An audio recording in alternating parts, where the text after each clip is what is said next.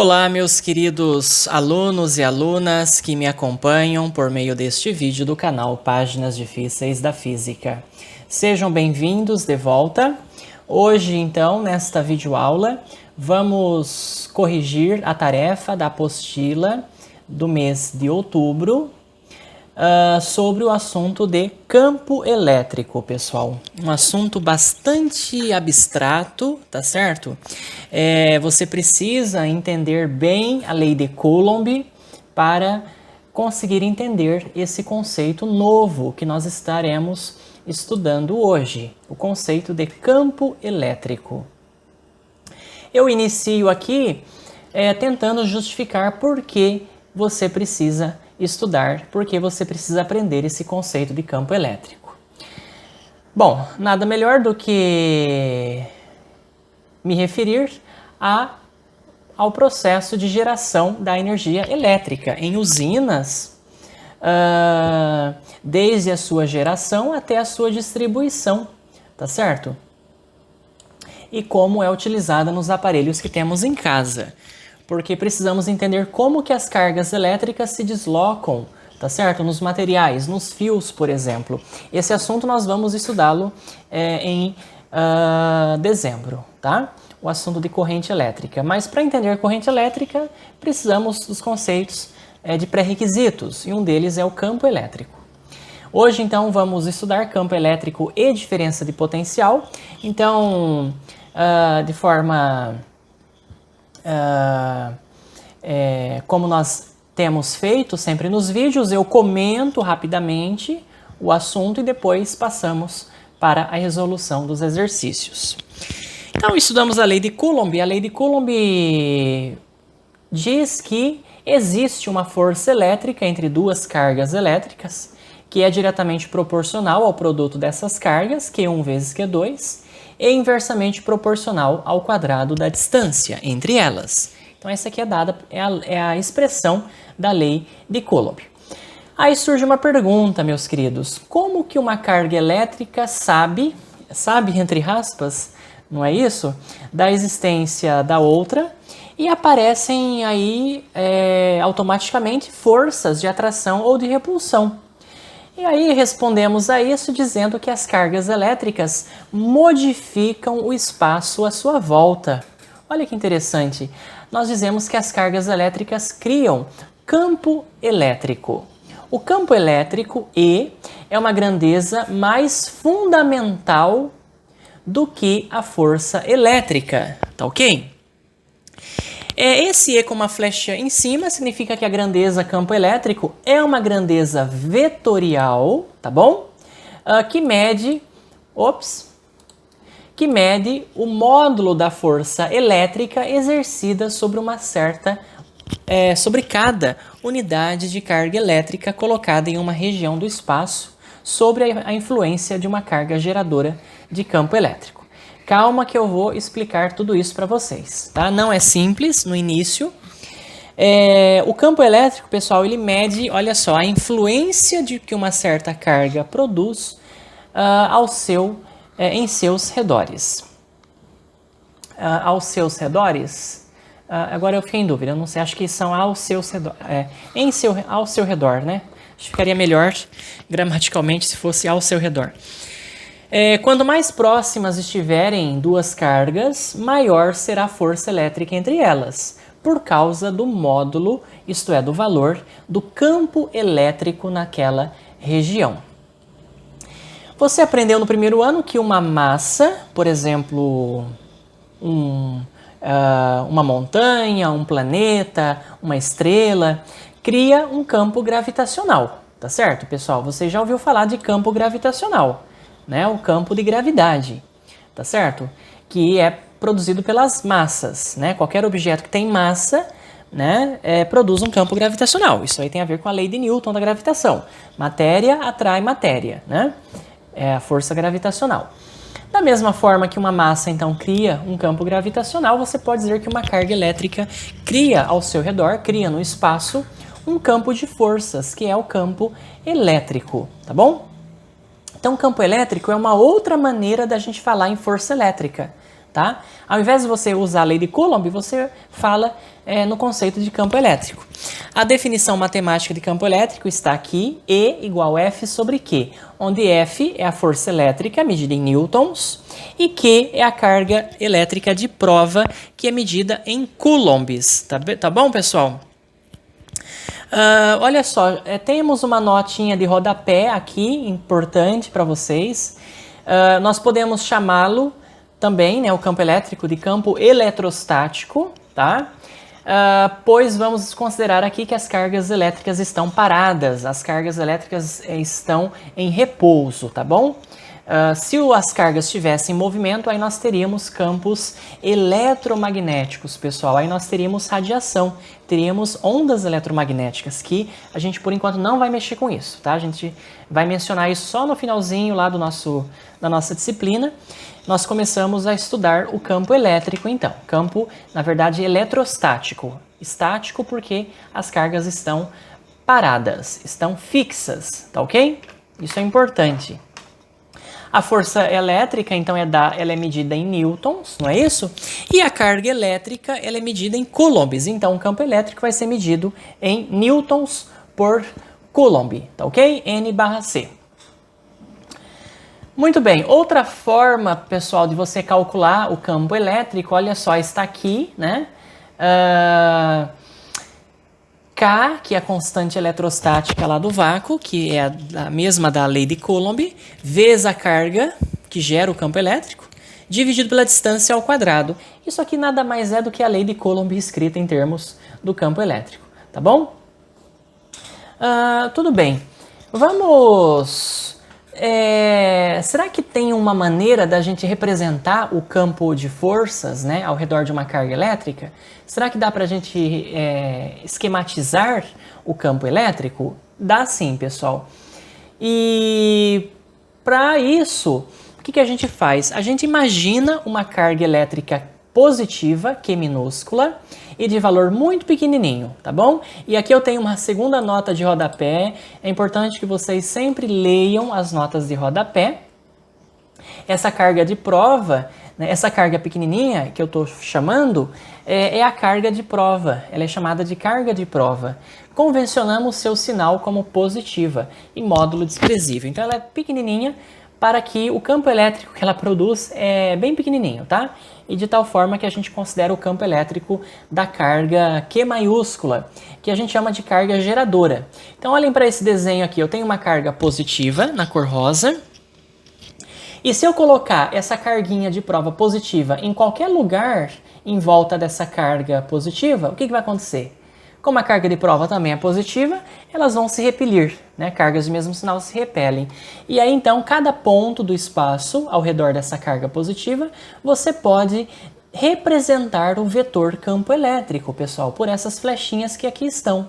Tá? Então, você mapeia, é dessa forma que você pode mapear o campo elétrico em cada ponto do espaço, tá bom? Vamos fazer aqui na nossa lousa. Grosso modo, né? Então eu tenho uma carga, tá? Positiva, digamos, uma carga de valor Q, e aí em cada ponto do espaço ao redor dessa carga Q, né? Eu coloco uma carguinha positiva. E aí, em cada ponto, essa carguinha positiva sofre a ação de uma força, né, pessoal? E aí nós vamos observar que essa força sempre ela é maior, tá? Quando a carga está mais próxima, né, da outra carga, tá bom? E sempre na direção radial, tá? Sempre na direção radial. Então é assim, ó, que eu vou, né, mapeando o campo elétrico, tá?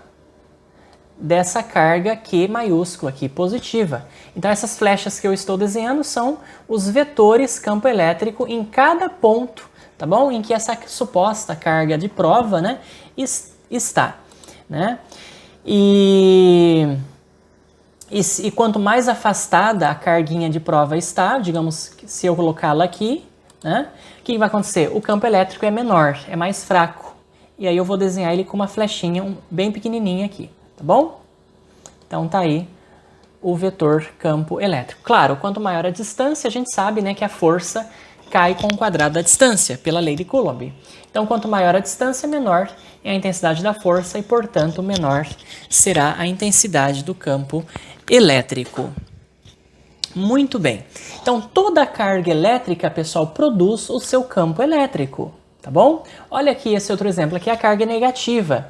Aí, nesse caso, se eu colocar a carguinha de prova ao redor dessa carga aqui azul, que é negativa, o que vai acontecer? Carga positiva com carga negativa se atraem. E é por isso, então, que as flechas aqui estão representadas com sentidos voltados para a carga negativa. Tá ok? Tem uma outra forma mais interessante de representar o campo elétrico, pessoal? Tem. E é as linhas de campo ou as linhas de força, que foi aí inventado, né? Foi criado pelo Michael Faraday, nosso grande Faraday, tá certo? Que descobriu a indução eletromagnética, né? E deu origem aos primeiros geradores elétricos, os primeiros motores elétricos, né? O Faraday inventou, então, esse conceito aqui de linhas de campo ou linhas de força, tá? Esses desenhos muito bonitos, né? Representam as linhas do campo elétrico, ó, de uma carga positiva. As linhas de campo elétrico de uma carga positiva sempre saem da carga, apontam para fora da carga, enquanto que na carga negativa, as linhas de campo elétrico apontam para dentro da carga. E sempre na direção radial, tá bom, pessoal? Sempre na direção aqui dos raios, né? E existem infinitas linhas de campo, tá? Aqui na prática. Aqui a gente desenha apenas algumas, tá bom? Então, essa aqui é a representação do campo elétrico, de uma carga positiva e de uma carga negativa. Como que seria a representação do campo elétrico de um dipolo, tá certo? Isso aqui é um dipolo. Duas cargas iguais, mas de sinais contrários. Olha só, se eu colocar uma carga positiva próximo de uma carga negativa, eu irei notar que as linhas do campo elétrico ficam curvas, tá bom? Elas se entortam, elas saem da carga positiva e entram e terminam na carga negativa, tá bom?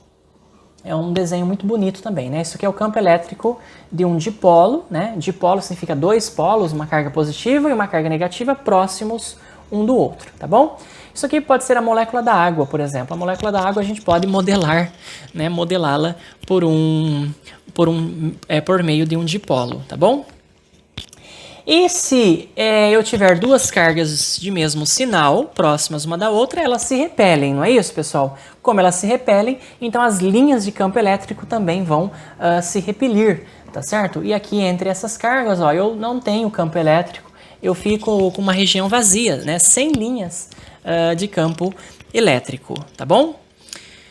Muito bem, nós temos aqui um exemplo, você viu um exemplo aqui de como calcular o campo elétrico, né? Eu vou pular isso aqui. Essa aqui é uma outra forma, né? Como eu já mostrei para vocês, para calcular o campo elétrico, nós vamos usar essas duas expressões nos exercícios que vêm, né? Logo a seguir. Bem, antes da gente fazer então esses exercícios, eu gostaria de mostrar um pequeno vídeo para vocês, tá? Na verdade, eu vou mostrar apenas uma parte de um vídeo em que o professor Cláudio Furukawa, tá? Ele mostra um experimento sobre campo elétrico. Será que dá para a gente conceber um experimento para visualizar, tá certo? As linhas de campo elétrico, pessoal? É isso que a gente vai ver aqui nesse vídeo, tá bom? Então vamos... vai ser uns minutinhos, uns 3, 4 minutinhos, e logo eu continuo com vocês, tá bom? Bom, Gil, então aqui eu tenho uma cuba feita de vidro, e aqui tenho então em suspensão fubá, e ele está imerso em óleo de rícino, né? Óleo de rícino é um óleo muito viscoso, né? E ele é um ótimo dielétrico, né? Um ótimo isolante. Então, o fubá ele vai funcionar como pequenos dipolos, né? E como você falou, ele vai experimentar a ação de uma força Ótimo. Então, ele se polariza facilmente, né? Isso. Aí está o segredo, né, segredo. Cláudio? Exatamente. Então, nós vamos ligar a bola aqui do Van de Graaff num dos terminais e o outro terminal vai ser aterrado. Ok. Né? Então, vamos começar mostrando aqui esse terminal representando uma carga pontiforme, né? E vamos colocar aqui sobre o óleo de rícino e fubá e ligar aqui o eletrodo no potencial do Van de Graaff. Né? O efeito disso é como se você tivesse uma carga elétrica. Exatamente, não é uma isso? carga elétrica positiva, por exemplo, aqui.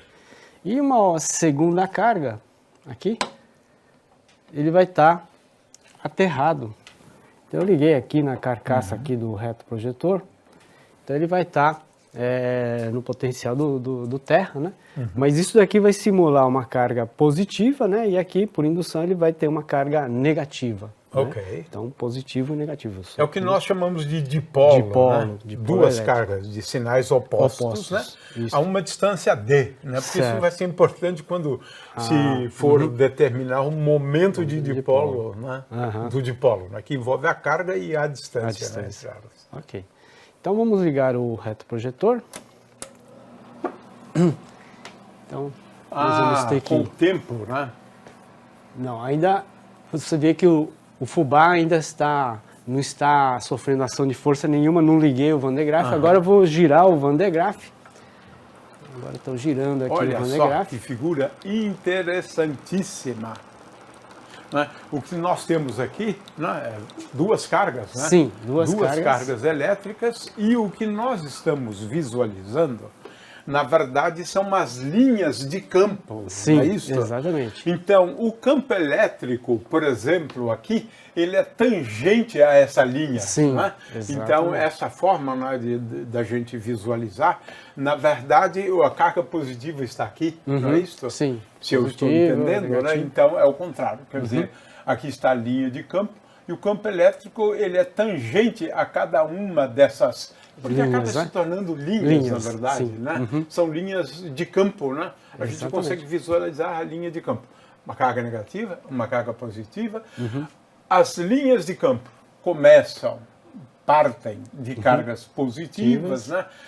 Aqui ela funciona como se for realmente uma carga pontiforme, né? Porque se o objeto for esférico, tudo se passa como se for uma carga concentrada no centro, né? Colocada aqui no centro. Né? Isso. De forma que aqui nós estamos visualizando, elas começam aqui e terminam ali. Aqui, né? Exato. Essa é uma coisa interessante sobre as linhas, que é o que a gente está vendo aqui. Né? Aqui o campo elétrico ele é tangente, aqui ele é tangente. Né? Então dá para visualizar muito bem. E outra coisa, nessa região aqui o campo elétrico é mais intenso, porque existe o adensamento, né, das linhas de campo. Né? Então, isso aqui é, na verdade, uma maneira de você visualizar, né, o campo elétrico resultante de duas cargas elétricas de sinal oposto. Né, a uma distância D. Essa distância aqui é importante, né, para caracterizar o momento de dipolo do dipolo elétrico. Isso.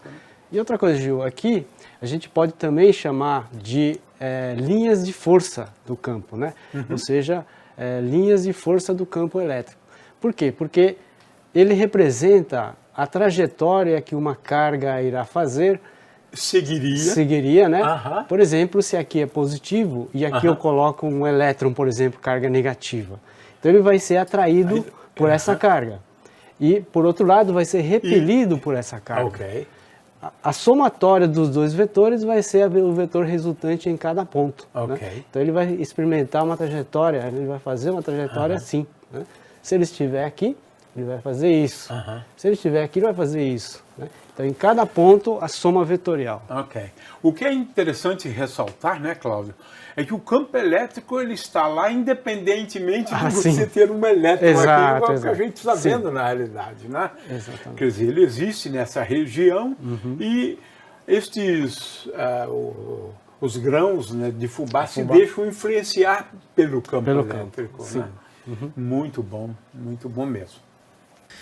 Muito bem, pessoal, estamos voltando, então, você visualizou aí as linhas de campo elétrico, tá bom? Por meio de um gerador de Van der Graaf, de uma cuba contendo óleo, né?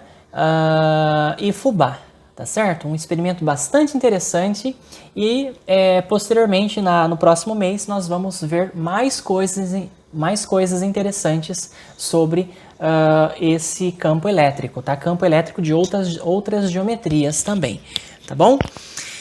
Muito bem. Olha só, nós temos aqui 4 questões sobre campo elétrico, antes da gente entrar no próximo assunto. Primeira questão, leia as afirmativas abaixo e julgue-as quanto a certas ou erradas e, em seguida, marque a alternativa correta. O campo elétrico gerado numa região do espaço depende exclusivamente da carga fonte e do meio.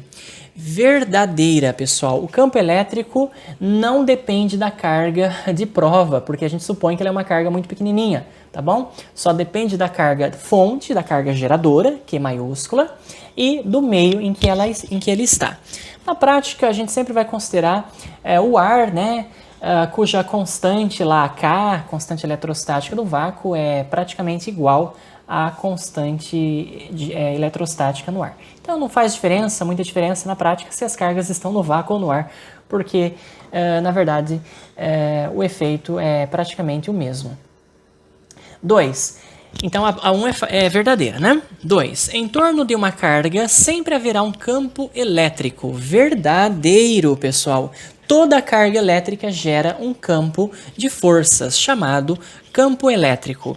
Assim como toda massa, todo objeto que tem matéria, que tem massa, cria à sua volta um campo gravitacional, tá bom? São forças de naturezas diferentes, né? O campo elétrico e o campos de naturezas diferentes, melhor dizendo, o campo elétrico e o campo gravitacional. Depois a gente vai estudar campo magnético, tá bom? Não confundam campo elétrico com campo magnético, embora haja uma certa relação entre eles. E a 3, se o campo elétrico de uma região não variar com o decorrer do tempo, ele é chamado de campo eletrostático. Verdadeiro. Se você prestou atenção na notinha de rodapé de número 1, você viu então que quando as cargas estão em repouso, né, quando o campo elétrico não varia no tempo, você tem então o adjetivo eletrostático, tá bom? Campo eletrostático. Vamos para a questão de número 2. Qual é a intensidade do campo elétrico num ponto situado a 3 metros de uma carga elétrica puntiforme? Puntiforme é sinônimo de pontual, tá bom? Um ponto, né? A gente despreza o tamanho da carga na prática. Essa carga vale 2,7 microcoulombs no vácuo, pessoal. 2,7 microcoulombs no vácuo. Então, eu tenho o valor da carga, tenho o valor da distância. Qual fórmula, qual expressão eu vou usar para o campo elétrico? Tem duas, olha só. Tem essa aqui, que envolve força. O exercício não me deu a força, então eu não posso usar essa primeira, que na verdade é a definição.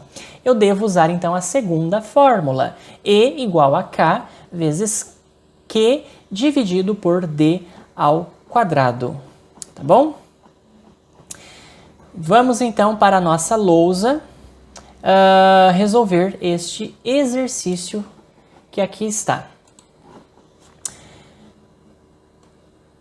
Campo elétrico E é igual a K, que é a constante eletrostática do vácuo, vezes o valor da carga dividido pela distância ao quadrado. Muito bem, vamos então calcular o valor do campo elétrico. 9 vezes 10 elevado a 9, esse é o valor do K, multiplicado pelo valor da carga elétrica Q. Pessoal, quanto que vale a carga Q? Ela vale 2,7 microcoulombs. 2,7 microcoulombs. O microcoulomb, os senhores devem lembrar, que é 10 a menos 6 coulombs, tá bom? É um prefixo, né? Que nós nunca podemos esquecer. Dividido pela distância ao quadrado. A distância é 3 metros ao quadrado, 3 ao quadrado. Ora, meus queridos, 3 ao quadrado é 9, não é isso? E aí eu tenho 9 em cima, tenho 9 embaixo. O que eu posso fazer? Dividir um pelo outro. 9 por 9 vai dar 1. Né? Então vai embora isso aqui. E aí eu fico, então, com E igual a 2,7, né? 2,7 que multiplica 10 elevado, multiplicação de potências e mesa base, eu conservo a base, somos expoentes. 9 com menos 6, isso dá 3. E aí a unidade de campo elétrico é Newton por coulombs, tá ok? Esse é o valor do campo elétrico, então, né, a 3 metros dessa carga aqui. 2,7 mil newtons por coulomb, tá ok, pessoal? Esse é o valor do campo elétrico. Questão de número 3, vamos lá. Seja Q positiva, a carga gerada, na verdade aqui deveria ser geradora, né? Geradora do campo elétrico, tá? E Q minúscula, a carga de prova em um ponto P, próximo de Q maiúsculo. Podemos afirmar que é tanto que a gente acaba até se perdendo, né? Olha só. O vetor campo elétrico em P dependerá do sinal de Q. Vamos para a outra. O módulo do vetor campo elétrico no ponto P, tá? Onde está a minha carguinha de prova, né? Será tanto maior quanto maior for a carga Q minúscula, falsa, porque a gente disse que essa carga de prova ela é tão pequenininha que a gente pode desprezar o valor dela, tá ok? Isso está até na nota de rodapé aqui de número 2, tá bom, pessoal? Então, o campo elétrico gerado, né, pela carga geradora, que nós chamamos, né, a carga geradora, que deveria ser geradora, né, do campo elétrico, não depende da carga de prova, tá? Então a B é falsa. Letra C, o vetor campo elétrico será constante, qualquer que seja o valor de Q minúsculo, né? Não, né? Porque o campo elétrico, pessoal, ele depende da distância, tá? Quanto mais perto essa carguinha está da carga Q maiúscula, maior será o campo elétrico, e quanto mais afastada, menor será o campo elétrico. Então a C também é falsa. Letra D, a força elétrica em P será constante, qualquer que seja o valor de Q. Falsa, se o campo elétrico muda, a força elétrica também vai ser diferente. Quanto mais longe, menor a força, quanto mais perto, maior é a força elétrica. E letra E, o vetor campo elétrico em P é independente da carga de prova Q. Esta é a verdadeira. O vetor campo elétrico no ponto P não depende da carga de prova, só depende da carga geradora, a carga fonte, e a distância dessa carguinha, a carga geradora, tá bom? A letra A também é falsa, né, pessoal? Por quê?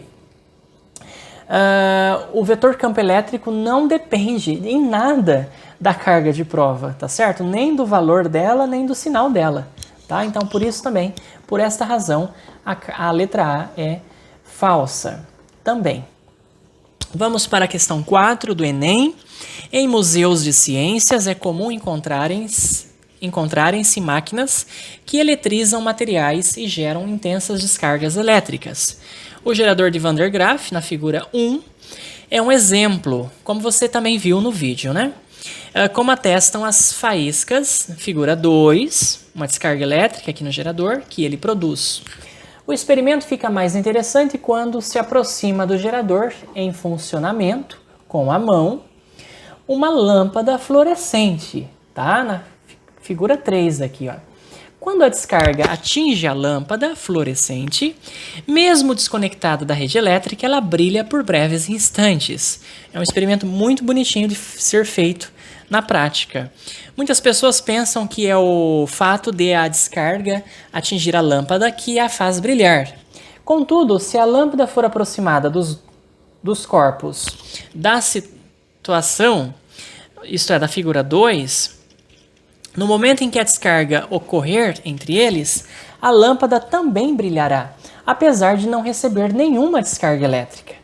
Interessante. Então, o mero ato, pessoal, de aproximar a lâmpada fluorescente daquela bola carregada, daquele gerador Van der Graaf, já faz o brilho, né? Já provoca brilho na lâmpada fluorescente. A grandeza física associada ao brilho instantâneo da lâmpada fluorescente, por estar próxima a uma descarga elétrica, é a carga elétrica.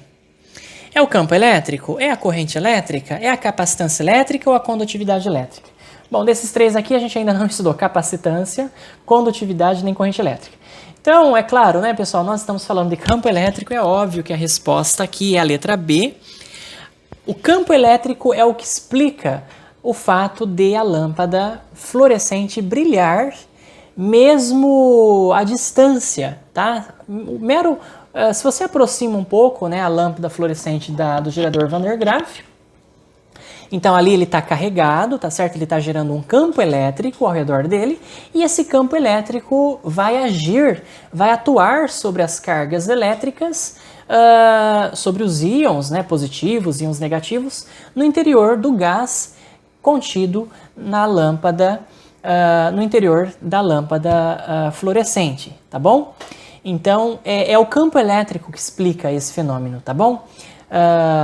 O fato de a lâmpada acender, né, sem encostar no gerador Van der Graaf. Questão bastante interessante.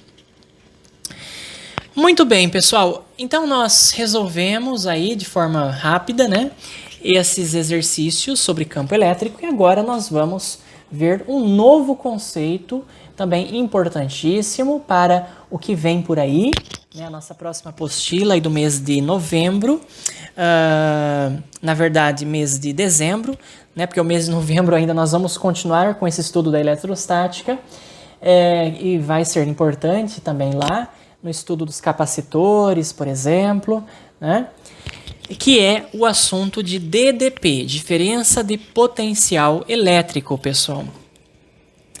A diferença de potencial elétrico também é chamada de tensão elétrica, tá bom? E aí temos uma nota de rodapé aqui.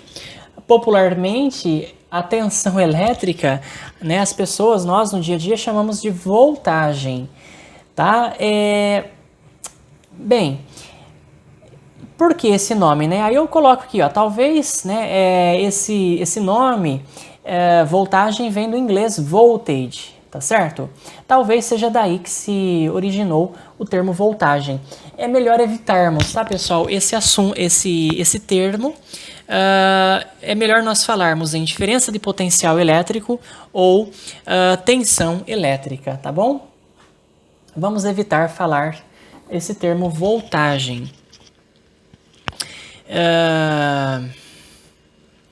Porque na literatura séria nós não temos, né, esse termo, não existe, né, só se fala em diferença de potencial elétrico ou às vezes em tensão elétrica, né?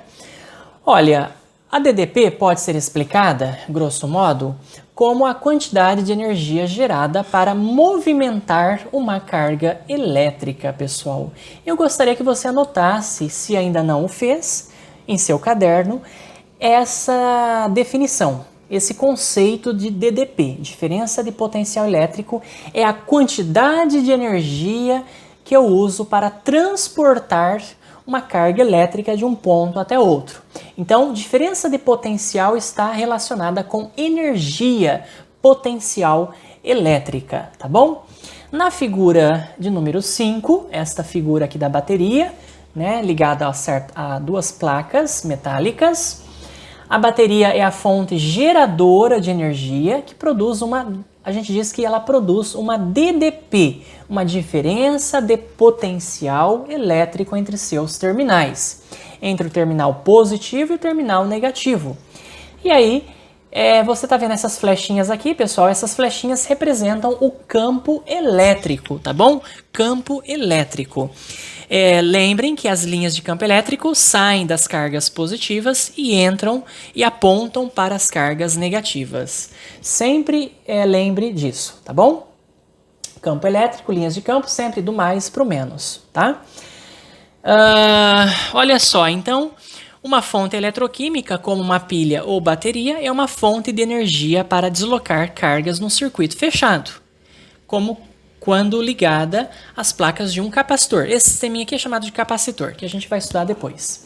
Tá? Então nós dizemos que entre os terminais da bateria ou entre as placas desse capacitor existe uma diferença de potencial elétrico. E aí, para você entender melhor esse conceito, vamos fazer uma analogia com o sistema hidráulico, pessoal. Olha só, eu tenho aqui dois reservatórios conectados por uma mangueira, cuja torneira, cujo registro está inicialmente fechado. Um reservatório está cheio, o outro está vazio, tá ok?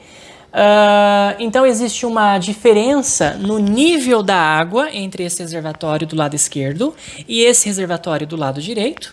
Tá ok? Então nós dizemos que existe aí uma diferença de nível e, portanto, uma diferença de pressão, meus queridos. Tá ok?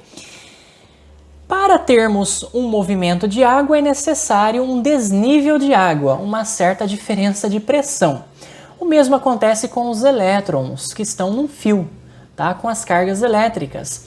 Para que eles se movimentem é necessário termos, e aí eu coloquei a expressão, né, esse sintagma aqui entre aspas, cuidado, uma certa pressão elétrica. Até historicamente a voltagem, né, entre aspas, a tensão elétrica ou a DDP, ela foi muito chamada de pressão elétrica. É uma pressão elétrica que faz as cargas se movimentarem, tá?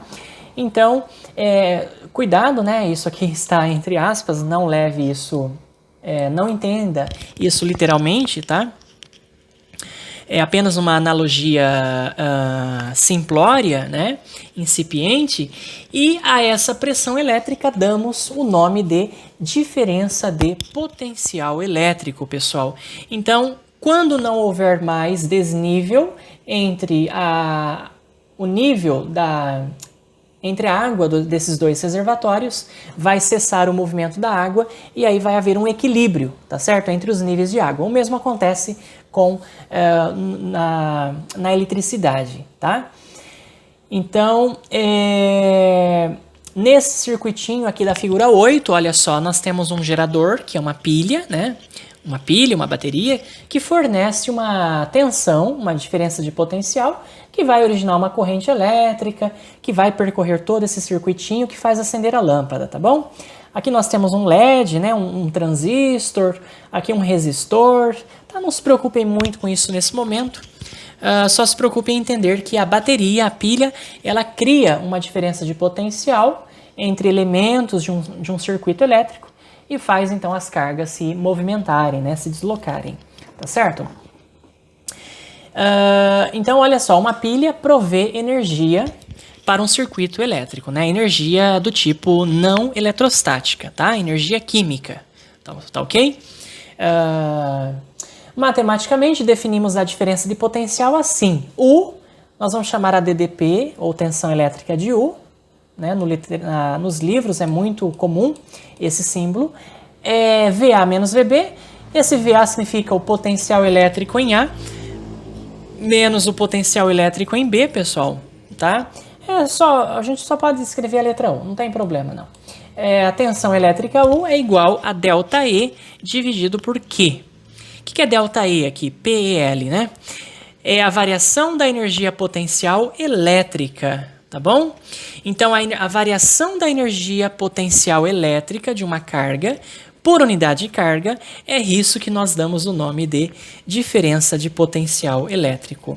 Ou ainda você pode dizer que a diferença de potencial é o trabalho realizado pela força elétrica para levar a carga de A até B, e que é por unidade de carga, né, a ser transportada, tá bom? Então, quando você leva uma carga, olha só, de um ponto A até um ponto B, qualquer que seja o caminho, tá bom? Já eu comento sobre isso. Você, então, realiza um trabalho, né, contra o campo elétrico, por exemplo, né, e esse trabalho realizado está relacionado à tensão elétrica. Esse trabalho por unidade de carga é o que nós chamamos de tensão elétrica, pessoal. Se eu soltar um objeto aqui nesse momento, a partir de uma certa altura, ele vai imediatamente cair, ok? Porque Porque existe, nós podemos dizer que existe uma diferença de potencial gravitacional. A energia potencial gravitacional num ponto aqui mais alto é maior do que a energia potencial no chão, por exemplo. Então existe uma diferença de potencial gravitacional e aí o objeto vai buscar, né, vai se deslocar para o lugar de potencial menor. O mesmo acontece com as cargas elétricas. As cargas elétricas positivas se deslocam de potenciais elétricos maiores para potenciais elétricos menores. Carga negativa é o contrário, tá? Porque as cargas têm sinal, né? Existem dois tipos de cargas. Então tem que tomar cuidado com isso. No SI, no Sistema Internacional, a unidade de energia potencial elétrica ou trabalho é o Joule, lembrem que é o Joule, e carga é o Coulomb. Assim, a unidade de DDP vai ser o Joule por Coulomb, pessoal. Joule por Coulomb, que nós vamos denominar Volt. Olha só. Então, essa unidade aqui, eu tenho certeza que você já ouviu falar. E já viu também, Volt, V maiúsculo.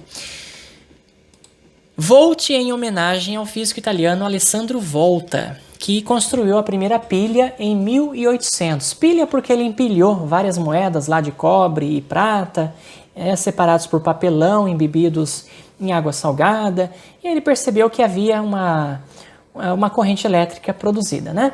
Então, o Volta, então é do nome Volta que nós temos a unidade de medida de tensão elétrica ou DDP, em volts, tá bom? 1 volt é igual a 1 joule por Coulomb. 10 volts, 10 joules por Coulomb. 110 volts, 110 joules por Coulomb. 127 volts, 127 joules por Coulomb. E assim sucessivamente, e assim por diante. O trabalho da força elétrica é resultante sobre uma carga que, aqui deveria ser só que, pessoal, não deveria ter esse UE, tá? Não depende da forma da trajetória, e sim dos pontos de partida e de chegada. Olha só, isso aqui é muito interessante. Qualquer caminho que eu transporto uma certa carga elétrica, por qualquer caminho que seja, tá? O trabalho elétrico não vai mudar, ele sempre é o mesmo. É por isso que dizemos que a força elétrica é uma força conservativa. Forças conservativas são forças cujo trabalho realizado não depende da trajetória, não depende do caminho. Outro exemplo de força conservativa é a força peso, pessoal, tá certo? Uma criança brincando no escorregador, né? Então, se ela escorrega ao longo do escorregador, a força peso realiza um trabalho, tá? Que tem um certo valor, e se ela está lá do alto do escorregador e de repente cai na vertical, em queda livre, a força peso também realiza o mesmo trabalho, tá? O trabalho realizado da força peso também não depende da forma, né, do caminho, da trajetória. Também é uma força conservativa. É bom que vocês anotem isso, né? Então, é muito importante, tá? Saber que a força elétrica é uma força, a força eletrostática, melhor dizendo, né? Porque a gente está supondo que as cargas, que a carga que gera o campo elétrico, ela está parada, né? Não tem campo eletromagnético. Então, a força eletrostática é uma força conservativa. Quando uma carga elétrica positiva é posta em repouso num ponto A de um campo elétrico, ela fica sujeita a uma força elétrica e se desloca. Nesse caso, a força elétrica realiza um trabalho positivo e dizemos que a carga positiva se desloca para regiões do campo elétrico de menor potencial elétrico. Para que o trabalho seja positivo, caso a carga Q seja negativa, dizemos que a carga negativa se desloca para regiões de maior potencial elétrico. É aquilo que eu falei para vocês. Uma carga positiva vai buscar regiões de menor potencial elétrico. Pessoal, olha aqui, ó. Esse campo elétrico, as linhas de campo elétrico apontam para onde? Não estão apontando para cá? Então, nós vimos que as linhas de campo sempre apontam para as cargas negativas, não é isso? Então, é óbvio que a carga positiva vai ser acelerada, né? vai sofrer a ação de uma força na mesma direção e no mesmo sentido em que essas cargas negativas estão. né? Então a gente diz que a carga positiva sempre vai de altos potenciais elétricos para baixos potenciais elétricos. O potencial no ponto A é maior do que o potencial no ponto B, tá bom? E se a carga for negativa, né, o que vai acontecer? Ela vai se deslocar no sentido contrário, né, das linhas de campo elétrico, tá? E ela vai ir das regiões de menor potencial para as regiões de maior potencial elétrico. Então, sumarizando, quando a carga é positiva, força e campo, tá vendo essa flechinha vermelha? Essa flechinha vermelha representa a força elétrica, né, aplicada nessa carga amarela. A força tem o mesmo sentido e a mesma direção, olha aqui, ó, que as linhas de campo elétrico. Se a carga é negativa, a força elétrica tem sentido contrário das linhas de campo elétrico. Então é bom que vocês anotem tudo isso nos vossos cadernos. Aqui eu dou um exemplo de um exercício da Universidade Federal de Santa Maria. Uma partícula com carga 2×10⁻⁷ coulombs se desloca do ponto A até o ponto B, que se localizam numa região em que existe um campo elétrico, tá bom, pessoal? E campo elétrico uniforme, tá? Vocês estão vendo aqui, ó, que as linhas de campo são igualmente espaçadas, né? Elas estão igualmente separadas, bonitinhas assim. Isso diz que o campo elétrico nessa região é uniforme, tá bom? Depois eu vou falar mais sobre isso, mais adiante. Talvez no próximo vídeo. E durante esse deslocamento, a força elétrica realiza um trabalho igual a 4 × 10⁻³ joules sobre a partícula. Qual é a diferença de potencial VB menos VA entre os dois pontos considerados em volts, tá bom? Muito bem, olha só, então qual que é a definição da DDP, diferença de potencial? Vamos voltar na fórmula. A diferença de potencial, quando uma carga vai de A até B, é VA menos VB, né? Que é dado por ΔE dividido por Q. Ou trabalho tal dividido por Q. Então o trabalho, né, ou a variação de energia elétrica é a mesma coisa, tá, pessoal? Trabalho é variação de energia, né? Isso vem lá desde a mecânica, tá? Então você pode usar tanto ΔE, variação de energia potencial elétrica, como trabalho realizado pela força elétrica.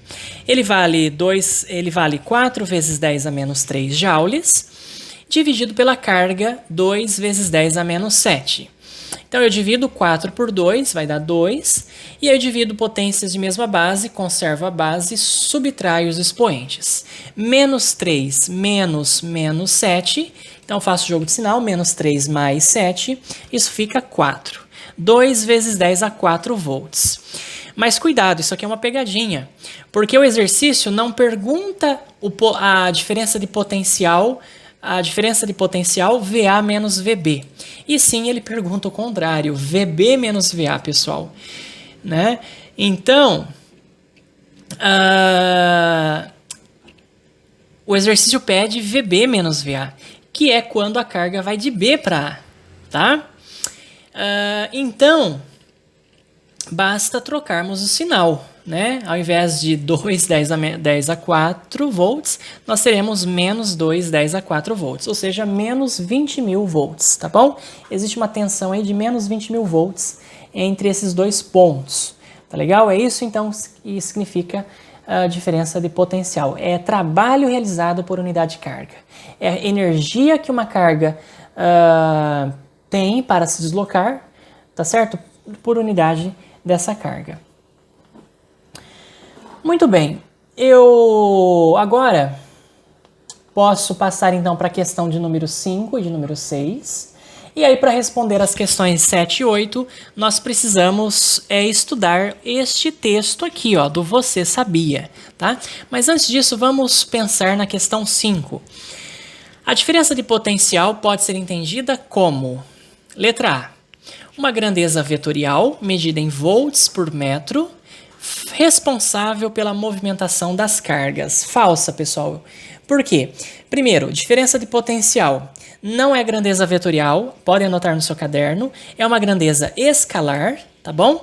Quem é grandeza vetorial é o campo elétrico, esse sim tem sentido e tem direção. Diferença de potencial só tem valor, então ela é uma propriedade, ela é uma grandeza escalar, tá? Não é medida em volts por metro, ela só é medida em volts, né? Volts por metro é o campo elétrico, tá? Que também pode ser medida em newtons por coulomb, é a mesma coisa, tá bom? Letra B, uma grandeza escalar medida em volts responsável pela movimentação das cargas. Olha só, é esta aqui, né, pessoal? Claro que é esta aqui. Letra C, uma grandeza escalar medida em coulombs falso. Quem é medida em coulombs é carga elétrica. Uma grandeza escalar, até aí ok, medida em joules, falso. Quem é medida em joules é a energia, quantidade de energia ou trabalho, tá bom?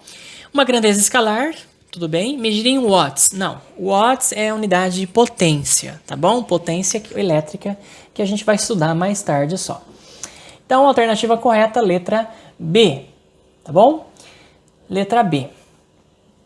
Questão de número 6, uma carga elétrica Q de módulo 3 microcoulombs é deslocada de A até B num campo elétrico, né, numa região de campo elétrico, e a força elétrica realiza um trabalho de 910 a menos 3 joules.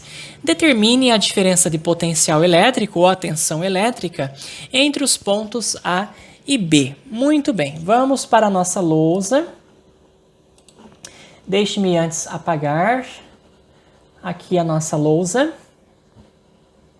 e vamos resolver então esta questão sobre diferença de potencial elétrico. Então começamos colocando a definição, tensão elétrica, que a gente representa pela letra U, que é então, né, a diferença de potencial elétrico entre os pontos A e B. Quando a carga vai do ponto A até o ponto B, é definido assim, tá, pessoal? VA menos VB, e não o contrário, não é VB menos VA, tem que tomar cuidado. E isso é igual, então,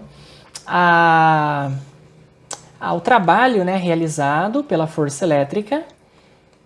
Trabalho é essa letrinha grega tal, né? Dividido pela carga elétrica, tá? Ou você pode colocar no lugar do trabalho o ΔE, que é a variação da energia potencial elétrica, que vale, então, 910 a menos 3 joules, tá? E a carga vale 3 microcoulombs. Então, vamos lá.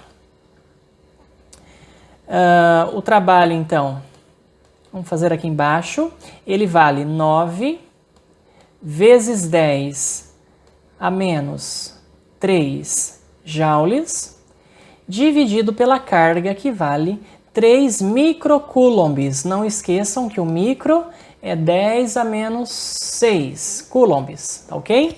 E aí, dividindo 9 por 3, meus queridos, nós vamos ter 3 vezes, conservo a base, que é 10, e subtraio os expoentes. Menos 3 menos 6, novamente jogo de sinal, menos 3 mais 6, isso dá 3. E aí, joules por coulomb. Joules por coulomb é o que nós chamamos, então, de volts, tá bom?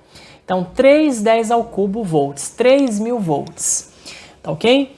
Não confundam aqui o V aqui desse potencial elétrico com esse outro V que é volts, tá? São grandezas, ou melhor, são unidades diferentes, não confundam. Então, 3.000 volts, essa é a resposta da questão de número 6. E para finalizar, vamos responder as questões, que são perguntas, na verdade, 7 e 8. Questão 7. Qual é a diferença entre DDP e FEM?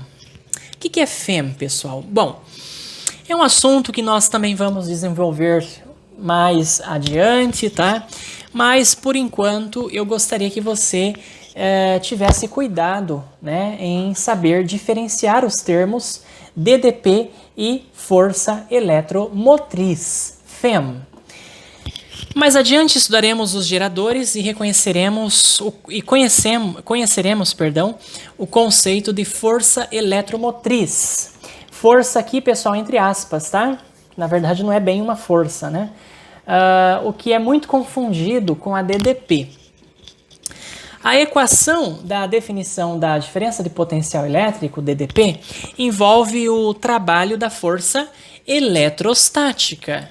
isto é, força entre cargas elétricas. A força coulombiana, a força entre cargas elétricas, a gente chama de força eletrostática, né?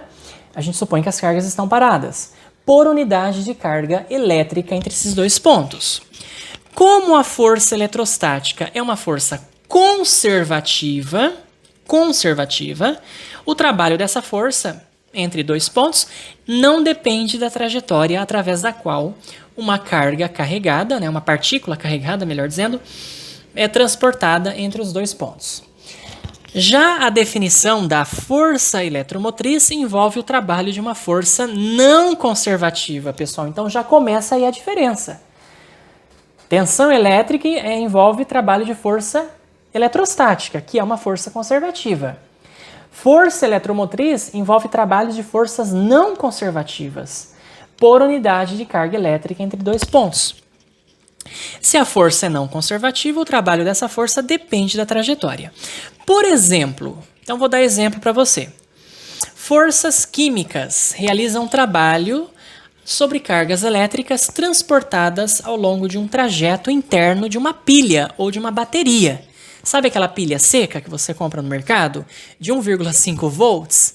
Então, ali dentro existem forças não eletrostáticas, forças de natureza química, que agem, reações químicas, né, de oxidação e redução, que faz com que haja a movimentação dessas cargas elétricas, tá certo? Que são íons positivos, íons negativos, tá certo? Originando assim a força eletromotriz da pilha ou da bateria. Existem muitas fontes possíveis de força eletromotriz, além das eletroquímicas. Por exemplo, as fontes eletromecânicas, que é, por exemplo, o gerador que está lá na usina de Itaipu, que nós vamos estudar depois, né, o funcionamento desses geradores eletromecânicos. Os geradores, pessoal, fotovoltaicos, tá certo? Hoje em dia está em moda, né, energia solar, os painéis fotovoltaicos. Então, painéis fotovoltaicos, painéis solares, acontece ali uma força não eletrostática, né? Que são fontes, são geradores de energia elétrica, tá certo? Mas não são geradores eletroquímicos, como pilhas e baterias, que é o que mais nós conhecemos, né, no nosso dia a dia. Existem as chamadas termopilhas e assim por diante. E aqui eu coloquei em negrito uma coisa muito importante, tá? Que é bom você anotar também, tanto no seu caderno quanto no seu cérebro. Quando se afirma que uma pilha tem 1,5 volts, se está fazendo referência sobre a sua força eletromotriz e não a sua tensão elétrica, tá? A rigor, pessoal, a gente deveria falar a força eletromotriz de uma pilha é de 1,5 volts e não a tensão elétrica, né, ou a voltagem, pior ainda, dessa pilha é 1,5 volts. Em um circuito aberto, a força eletromotriz de uma pilha, o que significa circuito aberto? Significa que a pilha não está ligada a nada, tá bom? A força eletromotriz de uma pilha tem o mesmo valor da diferença de potencial entre os seus terminais. Mas a força eletromotriz da pilha não é idêntica a DDP, pois DDP e força eletromotriz são conceitualmente diferentes, já que envolvem em suas definições trabalhos da força eletrostática e da força não eletrostática. Trabalho da força eletrostática, isso é DDP, isso é tensão elétrica. Trabalho da força não eletrostática, forças químicas, fontes eletromecânicas, fotovoltaicas, etc., envolve forças não eletrostáticas, né? A unidade de medida, meus queridos, de força eletromotriz no SI também é Joule por Coulomb, ou seja, é o volt. Ou seja, a força eletromotriz, assim como a DDP, é medida em volts também no SI, apesar de as duas grandezas terem a mesma unidade de medida, elas não podem ser tomadas como sinônimos, tá bom? Então aqui nós já podemos responder a questão número 8. Qual é a diferença entre DDP e força eletromotriz? Você vai responder assim: diferença de potencial elétrico é a energia potencial elétrica ou trabalho realizado, tá? Por unidade de carga elétrica. E esse trabalho é o trabalho de uma força eletrostática, que é uma força conservativa. Já a força eletromotriz, tá ok? Envolve trabalho de força não eletrostática por unidade de carga, tá ok? Por exemplo, fontes eletroquímicas, painéis solares, geradores eletromecânicos. Aí, a rigor, nós precisamos falar na sua força eletromotriz, tá bom? Muito bem. Eu vou depois aprofundar um pouco mais esse assunto com vocês mais tarde, quando eu for falar aí sobre geradores, sobre a equação do gerador, tá? Eu não gostaria de entrar nesses detalhes agora. Vamos continuar aqui, meus queridos. Outra confusão recorrente agora sobre pilhas e baterias são os termos carregar e descarregar. Isso aqui também é outra coisa que gera muita confusão. A função das fontes ou geradores, como pilhas, baterias, por exemplo, é prover o circuito de energia não eletrostática para bombear. Lembra da pressão elétrica que eu falei para vocês até pouco tempo atrás? Então, bombear as cargas livres que naturalmente existem dentro dos condutores. Cabe também notar que na parte interna de uma fonte eletroquímica, de uma pilha, de uma bateria, tá? A propósito, a diferença entre pilha e bateria, né? Vocês sabem? Uma bateria é um conjunto de pilhas, tá ok, pessoal? A bateria do carro, por exemplo, de 12 volts, ela tem lá dentro 6 pilhas em série de 2 volts cada uma, produzindo, portanto, 12 volts, né? Então, uma pilha é um conjunto de baterias, tá bom? Cabe, então, notar que na parte interna de uma fonte eletroquímica existem cargas livres de natureza diferente dos elétrons, íons positivos, íons negativos, tá bom? E com ambos os sinais, tá? Dentro da pilha ou bateria, a corrente acontece envolvendo entidades microscópicas diferentes daquelas que encontramos nos condutores metálicos. Então, essa é a primeira coisa, tá? Dentro de uma pilha ou de uma bateria, nós temos portadores de carga que são íons positivos e íons negativos. Então, é errado você pensar que quando você liga uma pilha numa lâmpada por meio de um fio, o elétron sai da pilha, vai até a lâmpada, depois volta. Isso está errado, pessoal. Nenhum elétron sai da pilha. A pilha ela apenas fornece energia para as cargas, né, livres do fio, por exemplo, da lâmpada, se movimentarem, tá bom? Mas é errado você pensar que um elétron, né, uma carga, sai de um polo da pilha e volta pelo polo oposto, né? Não é assim que acontece, tá? Na realidade. Assim, em baterias e pilhas acontecem processos físico-químicos, né, reações de oxidação, reações de redução que você estuda em química, que liberam energia quando a pilha ou bateria descarrega, capaz de gerar uma força não eletrostática, tá bom? Forças químicas, né? Nesse caso, sobre os portadores, pessoal, cargas com mobilidade no interior das mesmas. Em uma pilha ou bateria, fonte, os elétrons não partem de um polo para percorrerem o filamento de uma lâmpada e depois retornarem à pilha, é aquilo que eu estava falando. Os condutores metálicos, fios e a própria lâmpada já possuem uma quantidade imensa de elétrons que podem ser colocados em movimento quando um circuito é fechado entre terminais de pilha ou bateria. Entre os terminais da pilha ou da bateria. É indispensável para que uma corrente elétrica ocorra que ambos os terminais da fonte estejam conectados por um caminho condutor externo a ela, para que, então, estabelecer um campo elétrico, né, no interior do fio, do circuito, ou uma diferença de potencial nesse circuito. Algumas pilhas e baterias são recarregáveis, isto é, se a força eletrostática interna a fonte realizar trabalho positivo sobre as cargas livres, parte desse trabalho resulta em um aumento da energia eletroquímica, pois os processos físico-químicos que lá dentro ocorrem são revertidos, estocando, entre aspas, energia. Mas para que tal aconteça, deve-se aplicar com auxílio de uma fonte externa, um carregador, uma diferença de potencial elétrico entre os terminais da pilha ou da bateria maior do que a sua força eletromotriz, tá bom? Então é assim que acontece o processo de carregamento, né?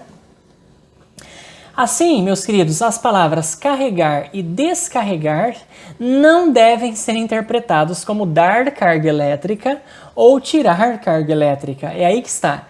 Mas como armazenar energia eletroquímica ou perder, ceder energia eletroquímica. Entenderam, pessoal? Então, quando você carrega uma pilha ou uma bateria, você está armazenando energia eletroquímica e não carga elétrica.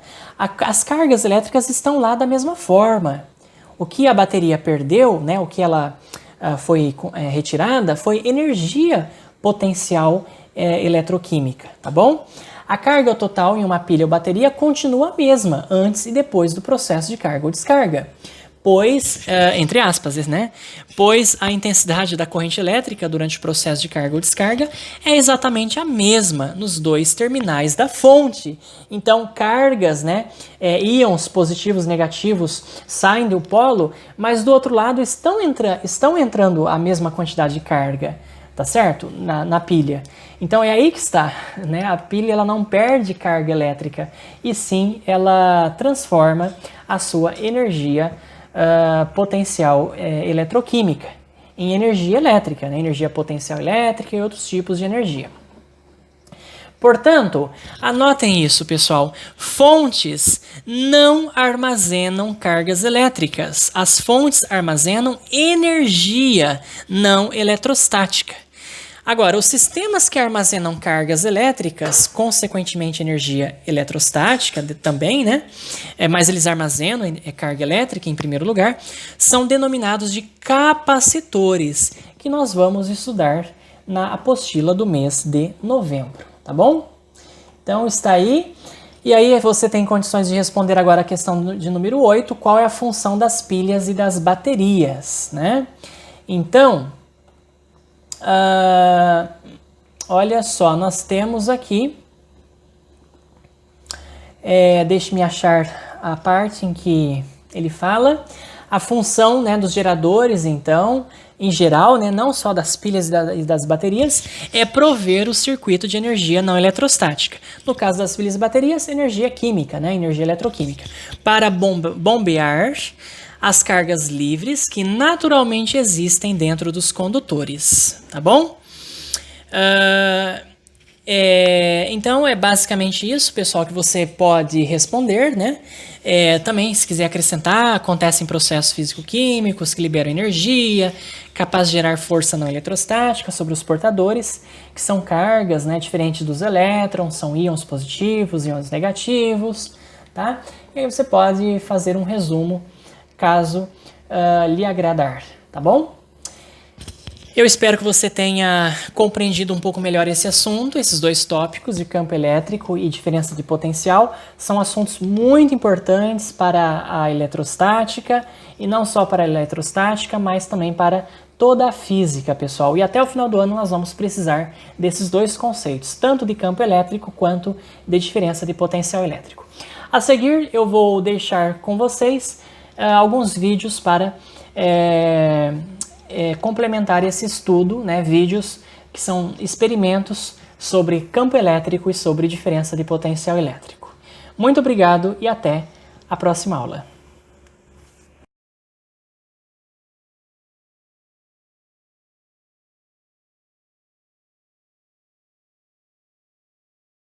Nesta demonstração, usaremos um gerador de Van der Graaf e um pequeno círculo feito de papel alumínio, que é um bom condutor de eletricidade. Este pequeno círculo está ligado a um canudinho por um fio bem fino, que é desfiado de uma meia de seda, que é um bom isolante elétrico. Acionamos então o gerador Van der Graaf, que funciona com uma manivela. Quando a giramos, ela eletriza a esfera metálica da parte superior do gerador. Ao aproximarmos o papel alumínio da esfera metálica eletrizada, ele se eletriza por contato e fica carregado com cargas estáticas de mesmo sinal da esfera. Por isso, ele passa a ser repelido pela esfera do gerador. Por meio deste pêndulo, podemos visualizar um campo de forças ao redor da esfera, que age sobre o círculo de alumínio, repelindo-o. Este campo invisível é chamado de campo elétrico e surge na presença de corpos eletrizados. O campo elétrico também pode ser chamado de um campo de forças, pois ele aplica uma determinada força sobre uma carga de prova imersa neste campo. O módulo da força aplicada sobre esta carga é o produto do campo elétrico e do valor desta carga. Podemos notar também que o campo elétrico diminui com o aumento da distância, ou seja, quanto menor a distância da carga, maior o campo elétrico e, consequentemente, maior a força atuando sobre ela. Finalmente, podemos ver outro fenômeno chamado de efeito campainha. Ao posicionarmos uma das mãos perto do pêndulo, o círculo de alumínio passa a oscilar entre a mão e a esfera do gerador. Isto ocorre pois a mão serve como um terra, ou aterramento. Quando o círculo de alumínio eletrizado encosta na mão, ele se neutraliza e se descarrega. Nesse instante, ele passa a ser atraído pela esfera, e ao encostar, se eletriza novamente, passando a ser repelido, repetindo o processo de carga e descarga como o movimento de uma campainha.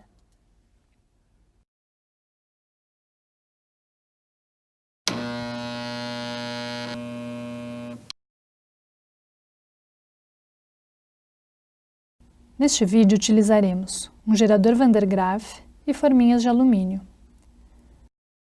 Posicionaremos as forminhas em cima da esfera do gerador, usando uma fita adesiva de dupla face na base da primeira forminha para apoiá-la.